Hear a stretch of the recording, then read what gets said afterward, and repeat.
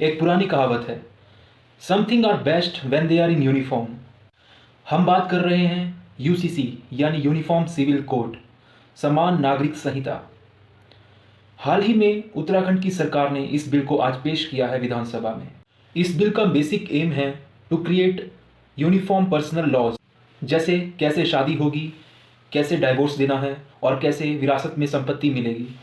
साधारण शब्दों में कहें तो एक समान कानून सबकी पर्सनल लाइफ्स को गवर्न करेगा। हालांकि एक बड़ा रिफॉर्म है, बट ये कंट्रोवर्शियल भी है। इसकी टू साइड्स हैं। एक साइड जो कि कह रही है कि ये कम्युनिटीज़ को बांटने वाला एक लॉ होगा, जिसमें कुछ पोलराइजेशन यानी ध्रुवीकरण का एक एंगल दिख रहा है। दूसरी तरफ वाले वो लोग हैं जो इसको सपोर्ट कर रहे हैं। उनका कहना है कि एक ही देश में एक जैसे सिटीजन्स के अलग अलग कानून क्यों हों। इंडिया की रूलिंग पार्टी जो कि बीजेपी है, वो दूसरी साइड के समर्थन में है। साल 2019 के जनरल इलेक्शंस में बीजेपी की सरकार ने ये घोषणा पत्र में भी प्रॉमिस किया हुआ था कि वो यूसीसी का एक कानून लाएंगे। बहुत से बीजेपी के रूलिंग स्टेट्स यानी गुजरात और असम इस यूसीसी की प्लानिंग में लगे हुए हैं।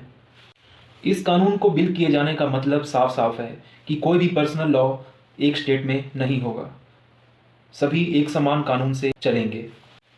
ये खबर इतनी इंपॉर्टेंट क्यों है? क्योंकि अभी तक कभी ऐसा नहीं हुआ है कि भारत के किसी राज्य ने यूसीसी को एक बिल के रूप में विधानसभा में पेश किया हो। इस बिल का पेश किए जाना दूसरे बीजेपी के शासित राज्यों के लिए एक इशारा भी हो सकता है। इस बिल के तहत अनुसूचित जाति यानी एसटी शेड्यूल्ड ट्राइब्स को बाहर रखा गया है। इस बिल के अंडर पॉलीगैमी को पूरी तरह से बैन कर दिया गया है। लिव इन रिलेशनशिप जो कि एक बहुत ही कंट्रोवर्शियल इशू है, उसमें आपको ऑफिशियल से रजिस्ट्रेशन करवाना पड़ेगा। दोनों पार्टनर्स का कंसेंट होना चाहिए, दोनों एडल्ट होने चाहिए और दोनों में से कोई भी मैरिड नहीं होना चाहिए। उसी के बाद ही रजिस्ट्रेशन हो पाएगी। अगर आपने लिव इन रिलेशनशिप को डिस्क्लोज नहीं किया ऑफिशियल्स के सामने, तो आपको पेनल्टी और 3 महीने के बाद जेल और 10,000 का फाइन पड़ सकता है। कई लिव इन रिलेशनशिप का अंत मर्डर और वायलेंस में होता है, जो कि एक बहुत ही नेगेटिव प्रेसिडेंस सेट करता है। शायद यूसीसी उस दिशा में एक बहुत ही अच्छा कदम हो, बट इसका दूसरा पहलू देखें तो हम एक लोकतंत्र में जी रहे हैं। लोकतंत्र में एक साथ रहने के लिए किसी से इजाज़त लेनी पड़ेगी। खैर, ये मैं आप पर छोड़ता हूँ। कमेंट सेक्शन पर बताएं कि क्या ये सही है या गलत। अब बड़ी तस्वीर पर आ जाते हैं। क्या इंडिया को यूसीसी की ज़रूरत है?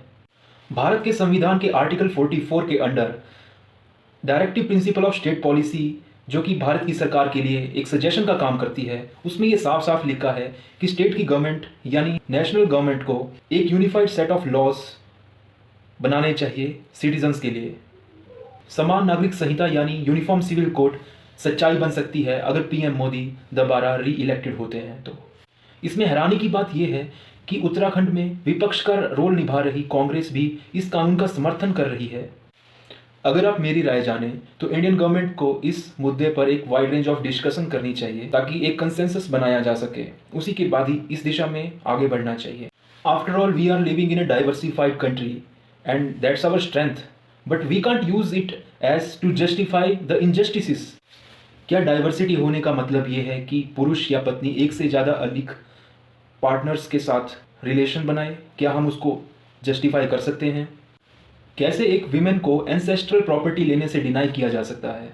कैसे चाइल्ड मैरिजेस को जस्टिफाई किया जा सकता है? नहीं किया जा सकता। फर्क नहीं पड़ता आप किस रिलीजन, किस कम्युनिटी से हो।